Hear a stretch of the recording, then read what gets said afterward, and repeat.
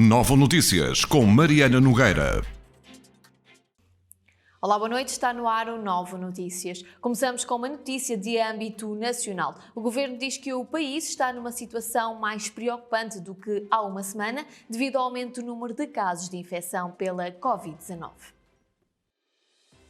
A Ministra de Estado e da Presidência, Mariana Vieira da Silva, destacou esta quarta-feira em conferência de imprensa, na sequência do Conselho de Ministros, que o país está numa situação mais preocupante do que estava há uma semana.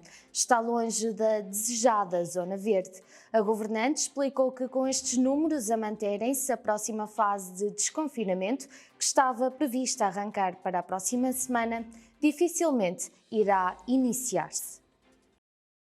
A situação epidemiológica tem-se vindo a deteriorar e Portugal tem hoje, olhando para a matriz que temos seguido no âmbito da nossa tomada de decisões, uma incidência de 90,5 e um R para o continente de 1,13. Estamos hoje, claramente, como podem ver na imagem, numa situação já bastante longe da zona verde e, portanto, o país está numa situação mais preocupante da que estava há uma semana, como um todo, com as desigualdades territoriais que conhecem. E, portanto, a primeira nota tem a ver com a situação de todo o país, que é, neste momento, mais preocupante do que aquela que vínhamos assistindo, já claramente superior a 1 no que diz respeito ao R e com uma incidência que, sendo ainda mais baixa do que era quando iniciámos o período de desconfinamento, a verdade é que está num crescimento significativo.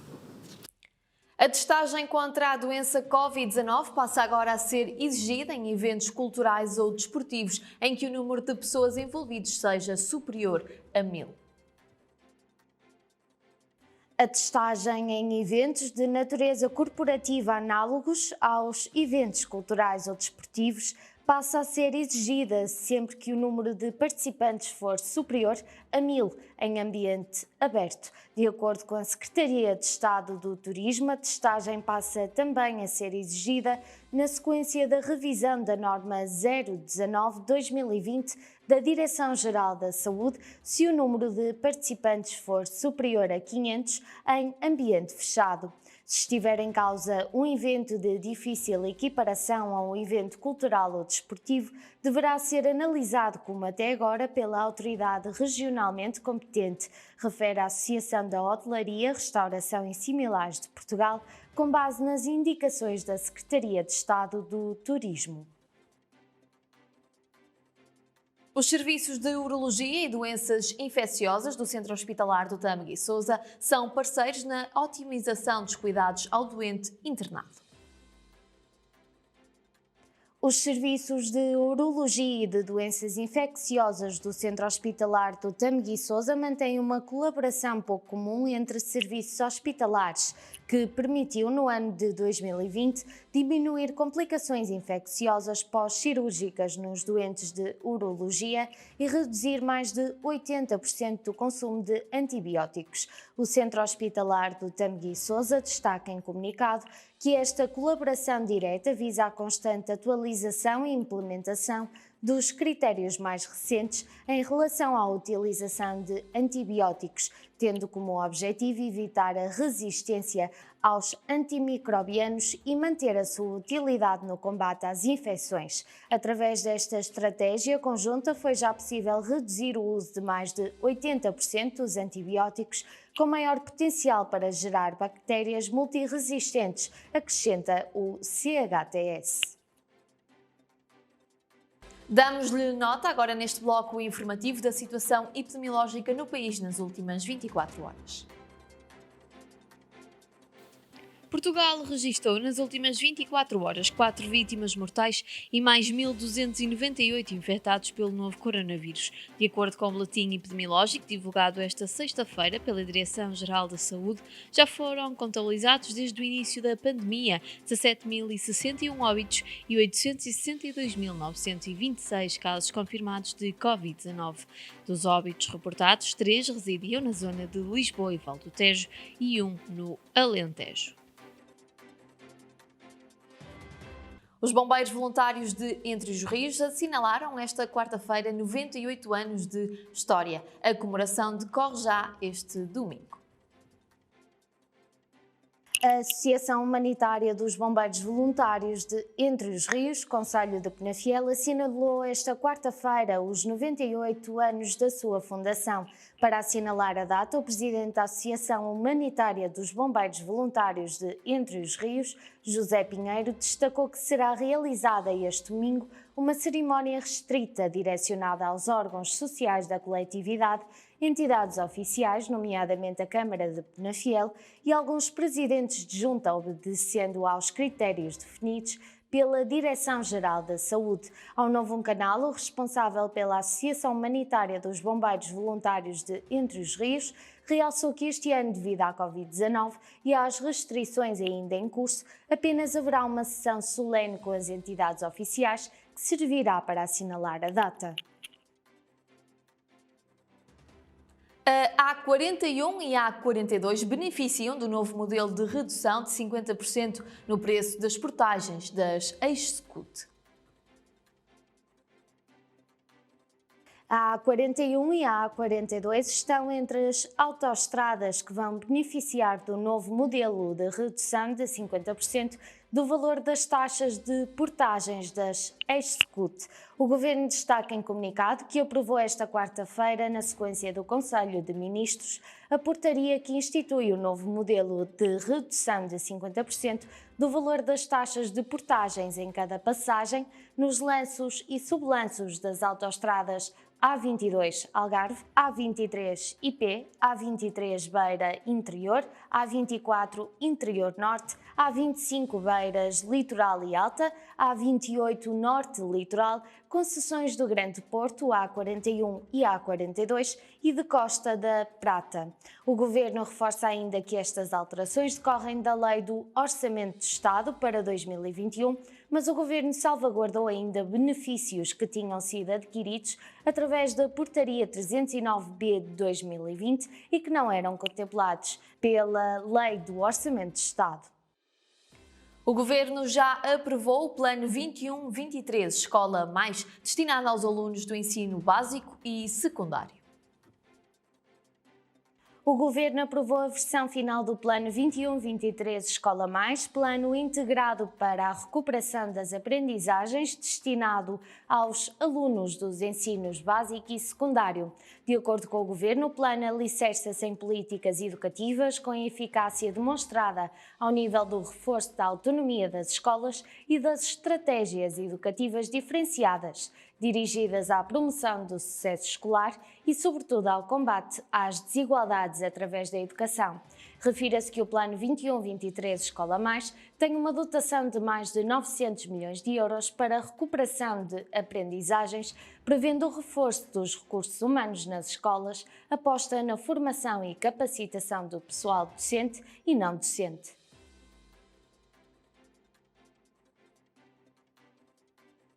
Foi esta quinta-feira, ao final do dia, apresentada a iniciativa Smart Living by Capital do Móvel em Passos de Ferreira. O Novo Canal esteve presente e mostra-lhe agora tudo.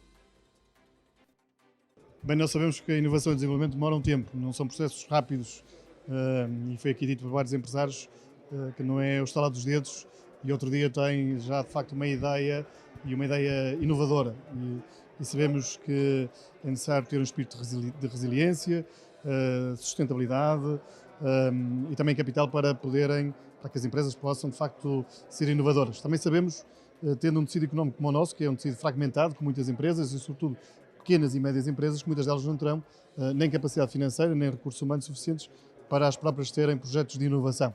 O que nós precisamos, isso sim, e foi aquilo que eu quis aqui dizer, verticalizar a decisão. Isso implica necessariamente que a tecnologia que já existe, alguma já está disponível, possa rapidamente ser integrada nos móveis, no mobiliário e possa estar a ser disseminada pelos consumidores. E de facto isso é uma necessidade porque nós já conhecemos outras periferias onde isso já é feito e por isso estamos atrasados e precisamos de acelerar este processo da incorporação de tecnologia no mundo imobiliário. Nós acreditamos que principalmente a questão de de nos juntarmos. Esse é o primeiro grande ponto que eu acho que nós temos que frisar aqui para todos os nossos empresários, é que temos que nos juntar cada vez mais, porque só em conjunto é que conseguimos atingir patamares superiores. E quando estamos a concorrer a nível mundial, não estamos a falar apenas de nível nacional, realmente só com este conjunto é que conseguimos ganhar a nossa dimensão. Pronto, a questão da inovação, obviamente, é fundamental, que se possa inovar. A integração da tecnologia, como estamos a fazer agora neste momento, com algumas peças que temos aqui presentes, é fundamental. A tecnologia que já existe e que podemos avançar por aí também já tem toda uma ligação com essas questões tecnológicas, mas a verdade é que a inovação também é algo que nós queremos potenciar ao máximo aqui para sermos diferenciadores, para conseguirmos criar valor acrescentado no nosso produto e para podermos chegar lá fora e competir não só apenas em termos de design, em termos de preço, mas sim em termos de valor acrescentado. E isso é que nós queremos, ser diferenciados, e a questão da inovação e integração de novidades e tecnologia no mobiliário, nas casas, no têxtil, seja onde for, para nós é uma atenção, é um objetivo, e para isso queremos dotar as nossas empresas de todos os conhecimentos e de todas as possibilidades e conhecerem tudo aquilo que há para oferecer, tanto a nível institucional como governamental, todos os apoios que existem, e hoje foi mais um dos eventos que se criou para que possamos munir as nossas empresas de tudo isto que é necessário. Este bloco informativo faz agora uma pausa de apenas 30 segundos para os habituais compromissos publicitários. Fique desse lado que eu volto já.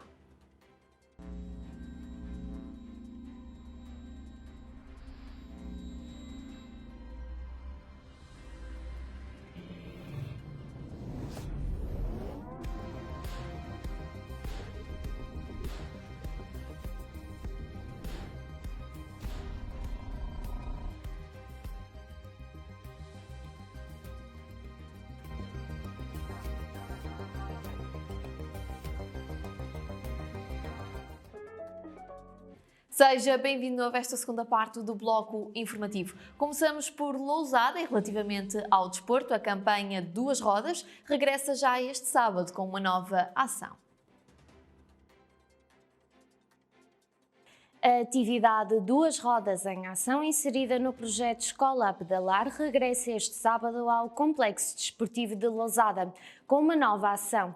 A autarquia destaca que a atividade vai decorrer em 2 horários, das 10 às 11 horas e das 11 às 12 horas, com um limite de 10 participantes em cada hora, evitando a aglomeração de pessoas no local. O município destaca que as inscrições devem ser feitas todas as semanas até ao dia anterior da atividade, salientando que o uso de máscara é obrigatório, sendo respeitadas todas as normas de higiene e segurança indicadas pela Direção-Geral da Saúde. Uma exposição de pintura e desenho designada Encontro Três Gerações está patente ao público até ao próximo dia 3 de julho no Porto. O Novo Canal esteve à conversa com António Dias, pintor, e ainda com Joaquim Fonseca, galerista.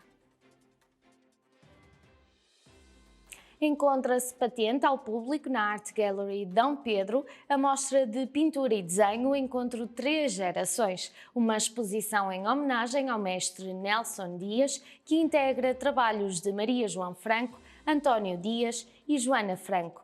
O pintor António Dias realça em declarações ao Novo Canal que esta exposição surge depois do sucesso em 2020 da exposição homenagem Encontro de Gerações com a pintura de Artur Boal e a escultura de Catarina Boal. António Dias destacou ainda que nesta mostra o tema é o encontro de gerações, em que se pode observar a influência na cultura artística, no seio familiar e o confronto entre as gerações mais novas e as gerações mais velhas, tendo sempre como base um pintor de referência que este ano é Nelson Dias.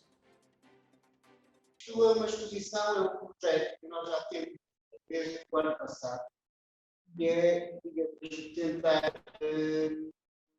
dentro da geração, abrangendo várias gerações dentro do família de artistas, expor esses traços, entrar em confronto com as gerações mais novas, mais velhas, tem que ser como base no nível de referência. O ano passado tivemos o Artur Boal com a Neta, Catarina Boal Salvado, e este ano temos o Nelson Dias, que, portanto, foi mestre de pintura na Faculdade de Belas Artes em Lisboa, que será o pintor de referência, Depois temos a Maria João, que é a esposa dele, a filha, a Joana Franco, e eu, que sou o primo.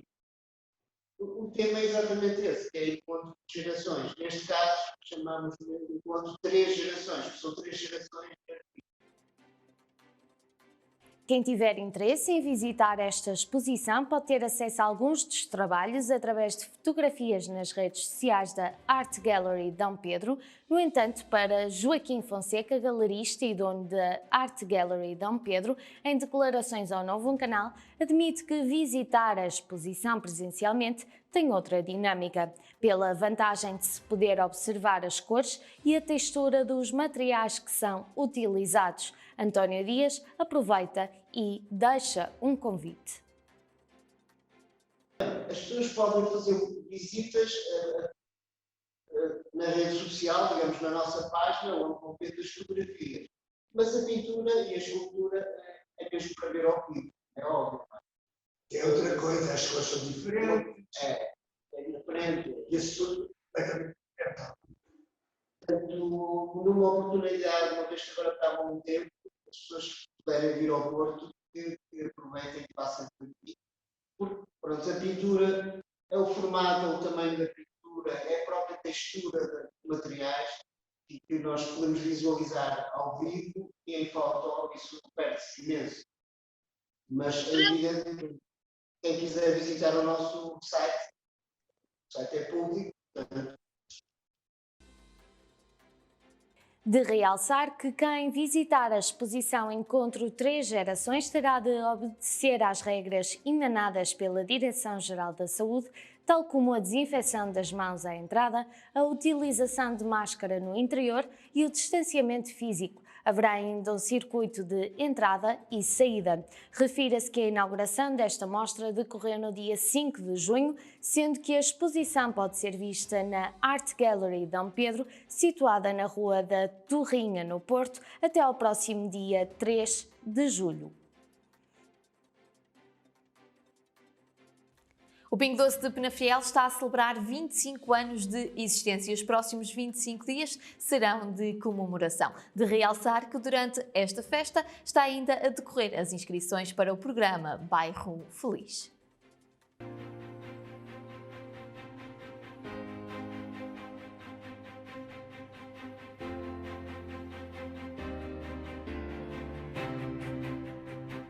É para nós um momento muito especial, celebramos hoje 25 anos e nos próximos 25 dias vamos continuar esta celebração. Nós fomos de facto o primeiro hipermercado a chegar a Penafiel, a esta região.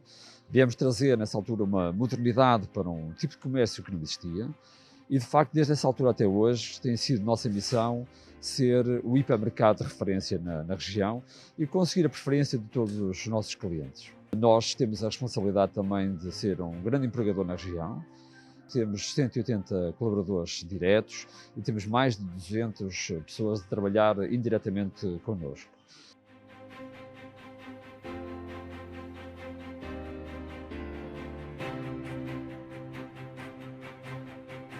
O nosso maior e principal compromisso é de facto garantir que as pessoas, quando vêm e fazem a sua escolha para as suas compras, preferem o Pingo Doce. Essa é a nossa missão. Queremos garantir uma loja sempre muito preocupada na sua organização, na sua limpeza e, acima de tudo, garantir sempre que as pessoas encontram os produtos que procuram. Desde o início, nós quisemos e preocupamos em implantar um conjunto de medidas que garantissem um ambiente nas compras que fosse de absoluta garantia da saúde dos nossos clientes. Nós controlamos sempre as nossas entradas ao limite máximo previsto, nós fizemos sempre a desinfecção a todos os clientes que entram das mãos e dos carrinhos e de facto tivemos também a grande preocupação de manter internamente um conjunto de medidas que defendesse os nossos colaboradores, que de resto, devo dizer, é de facto o nosso ponto mais forte.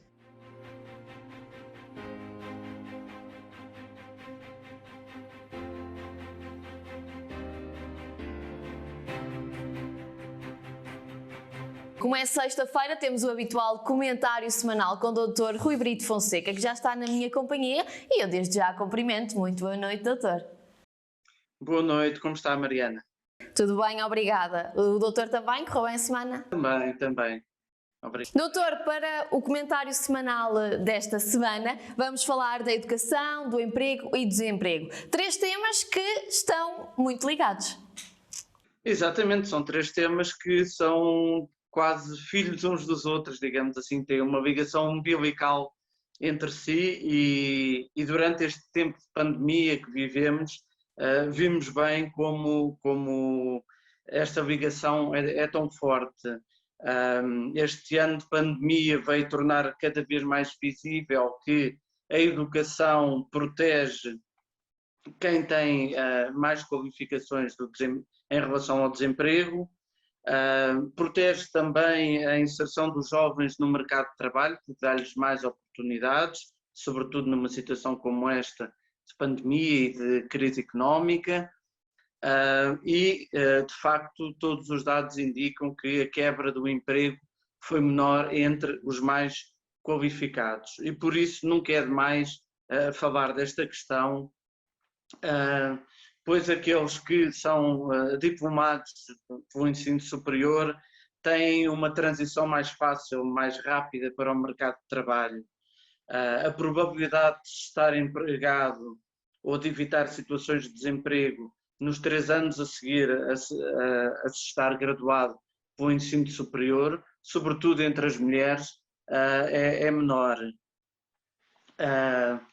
E só isso é um fator interessante que nos faz pensar sobre se o ensino superior é uma despesa ou um investimento. Cada vez mais os dados indicam, sobretudo em situações como aquelas em que vivemos, em que periodicamente e em períodos cada vez mais curtos temos ciclos de crises económicas com desemprego associado. Recordemos que a última foi há meia dúzia de anos. Cada vez mais vamos ter estes ciclos mais encurtados, portanto, a melhor forma de nos protegermos do desemprego é realmente qualificarmos e requalificarmos ao longo da vida também. Porque a educação também garante uma maior empregabilidade, garante um emprego mais adequado à formação de cada um. E, para além disso, uma maior educação garante também, como já referi anteriormente noutros programas, salários mais elevados. Dizer que a taxa de desemprego entre os jovens entre 20 e 34 anos tem uma vantagem muito clara entre aqueles que completam o ensino superior, ou seja, com o ensino superior temos uma taxa de emprego de 88,6%, enquanto com o ensino secundário de 73,5%, é bastante. Estamos a falar de largos milhares de pessoas e, portanto, existe aqui uma vantagem competitiva, digamos assim, entre quem tem um ensino superior e aqueles que ficam pelo ensino secundário. Esta vantagem ainda se torna mais visível no caso das mulheres, porque acaba por ter um efeito ainda maior entre as mulheres, ou seja, ainda promove mais o emprego entre as mulheres, o que é um facto muito interessante, porque normalmente as mulheres são sempre o grupo mais vulnerável em situações de desemprego. E esta é uma forma, claro, de combater essa vulnerabilidade. A taxa de desemprego em 2019, para termos uma ideia, entre os recém-formados era de 13,5%, para os restantes era bastante mais elevado, andávamos em valores acima dos 20%. O risco de desemprego, como eu já referi, é menor, claro que varia de áreas para áreas, claro que há áreas como as ciências, tecnologias, engenharias e matemáticas, em que o emprego é sempre maior, mas também nas áreas da educação, da saúde e proteção social, das ciências sociais, existe emprego sempre.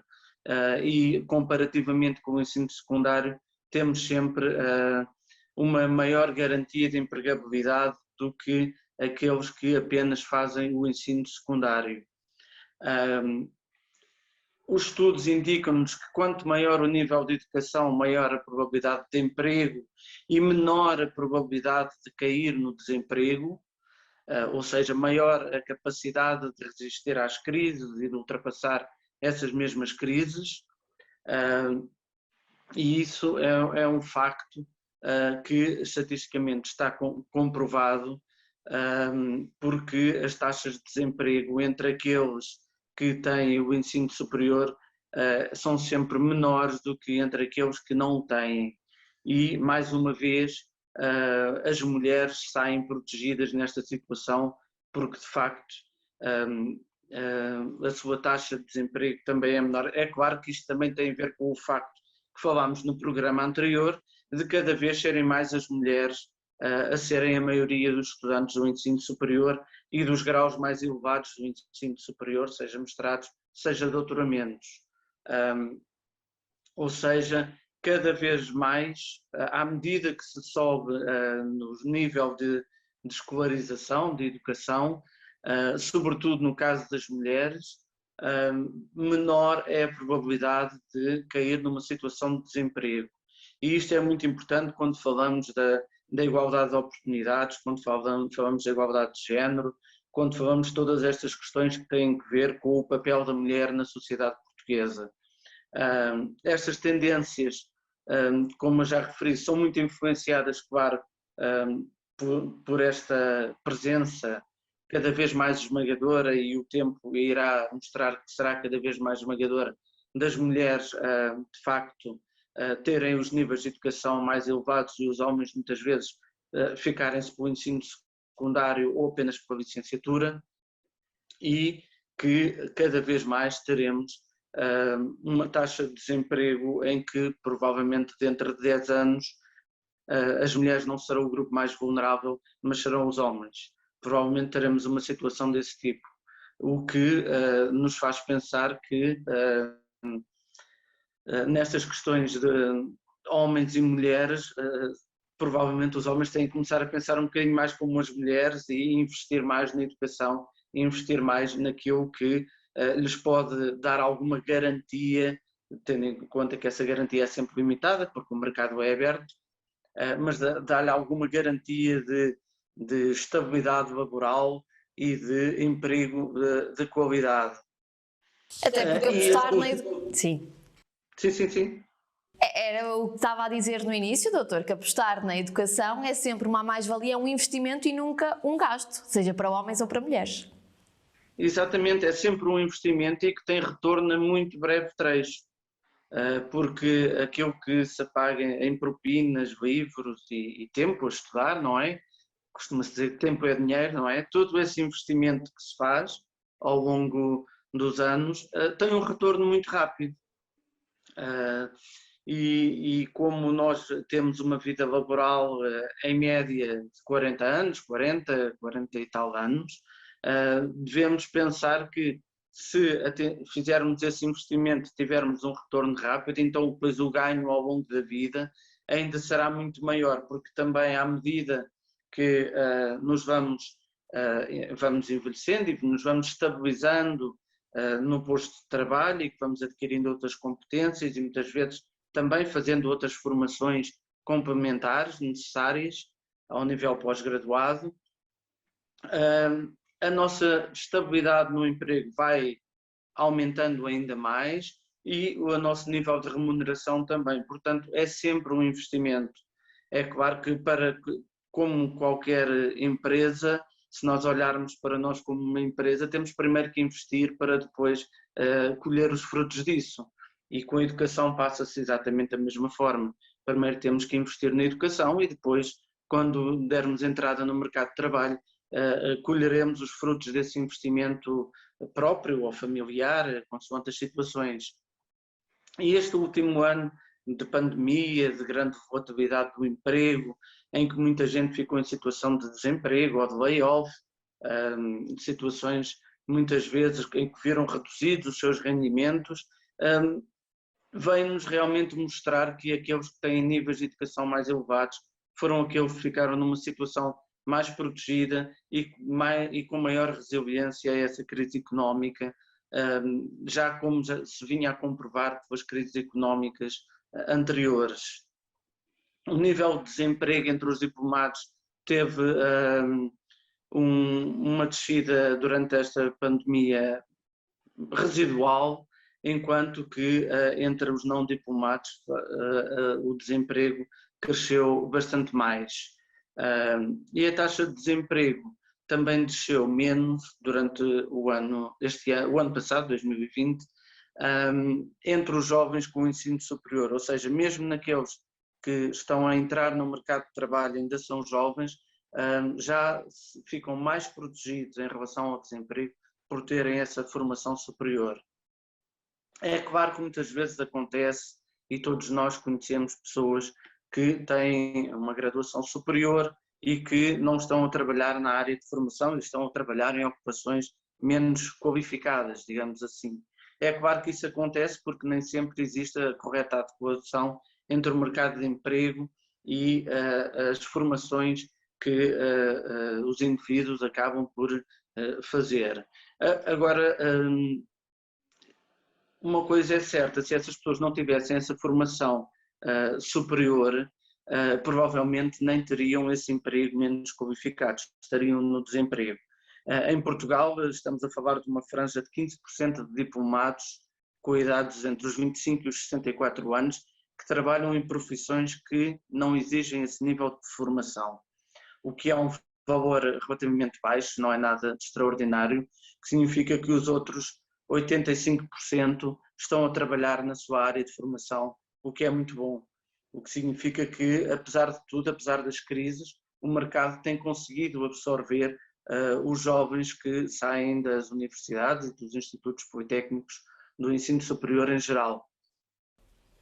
Isso é uma nota muito positiva. Como? Isso é uma nota muito positiva. Sim, sim, é muito positivo, e porque de facto mostra que o mercado também está a ajustar-se, o mercado de emprego, e está cada vez mais a querer captar jovens com qualificações, está cada vez menos a apostar no emprego não qualificado e que procura jovens qualificados porque também já compreendeu que com jovens qualificados consegue obter mais resultados para as empresas. Isso é uma mudança, é uma transição que está a ocorrer nas nossas empresas. É uma transição que já se vinha a verificar, mas que eu acho que será acelerada por esta era digital que nós estamos a entrar e que cada vez mais necessitará de pessoas qualificadas e cada vez com níveis de qualificação mais superiores, porque os desafios que se apresentam são realmente muito grandes. E para terminar, frisar aquilo que já apontei num outro programa, que quem estuda mais, em média, ganha melhor. Ou seja, aquilo que eu referi, que o ganho salarial médio bruto entre uma pessoa que tenha o ensino superior e outra que tenha o ensino secundário é superior em 750 euros, em média, o que é um ganho bastante interessante, e lá está, o tal retorno do investimento faz-se muito rapidamente. Quem tem menor escolaridade tem a menor capacidade de poder ter o retorno do seu investimento em educação. Daí que, e para terminar, não é um chavão, mas é uma reflexão que todos devemos fazer, pais, educadores, jovens, que de facto a conclusão do ensino superior e a prossecução de estudos para graus seguintes é cada vez mais a nossa garantia, o nosso seguro, digamos assim, entre aspas, o nosso seguro face às crises económicas cíclicas que são constantemente geradoras de desemprego. É claro que não chega a fazer uma licenciatura e depois passar, digamos, o resto da vida à sombra da licenciatura. É necessário continuar a aprender, é necessário continuar a fazer formações, é necessário continuar a fazer especializações pós-graduadas que nos permitam também ir sempre adaptando ao mercado de trabalho com inteligência, escolhendo sempre áreas que nos protejam do desemprego e nos permitam fazer uma carreira na empresa ou na instituição em que nos encontramos. Por isso, eu julgo que cada vez mais nós temos que olhar para o ensino superior como um investimento que tem um custo inicial, mas que depois tem um retorno muito rápido e que compensa muito mais ao longo da vida. E por isso o meu pedido é que todos os jovens façam a opção de continuar estudos, não desistirem, e que as mulheres já estão a fazer esse percurso, combatendo assim as vulnerabilidades que existiam crónicas ao longo de décadas em Portugal, e são o exemplo de como, através da educação, ultrapassaram essas vulnerabilidades e são cada vez mais aquelas que têm menor possibilidade de cair no desemprego tendo formação superior.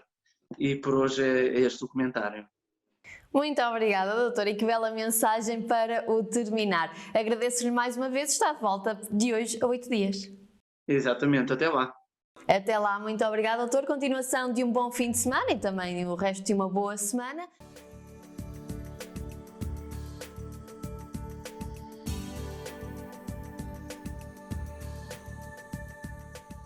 As previsões da meteorologia para amanhã, dia 19 de junho, é de chuva ou aguaceiros, com temperaturas máximas de 20 graus e mínimas de 13 graus. Probabilidade de chuva de 99% e o vento fraco. Já domingo, dia 20 de junho, chuva ou aguaceiros, com temperaturas máximas de 20 graus e mínimas a manter-se nos 13 graus. Probabilidade de chuva de 100% e o vento moderado.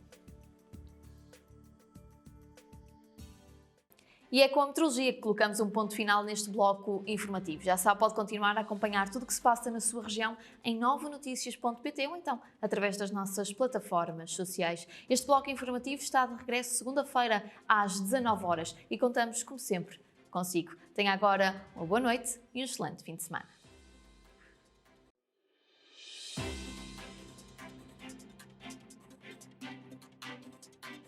Novo Notícias com Mariana Nogueira. Novo canal. Sempre novo, sempre seu.